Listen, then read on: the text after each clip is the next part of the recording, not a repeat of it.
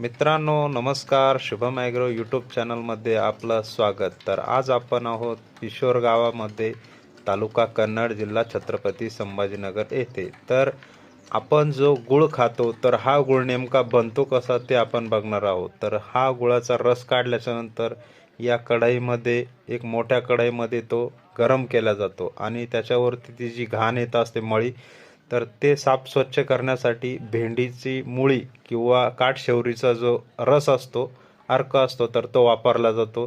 त्याच्यानंतर त्याला गरम केल्याच्या नंतर अशा पद्धतीनं उकळी आल्याच्या नंतर तो गूळ तयार होतो आणि त्याला आपण जे जाळ लावतो, जाळ दिला जातो, तर ते अशा पद्धतीनं इथून नाही का त्याला तो भुसा टाकला जातो आणि मग त्याला गरम केला जातो। गरम केल्याच्या नंतर त्याचा जो कलर असतो, रंग असतो, तर अशा पद्धतीनं गुळाला नाही का रंग येण्यास तयार असतो आणि त्याच्यापासून काकी तयार केली जाते। काकी तयार झाल्याच्या नंतर हे बघा, इथं जे आहेत हे सर्व मित्रमंडळ जे आहेत, तर हे गुळ खाण्यासाठी आलेलं आहे।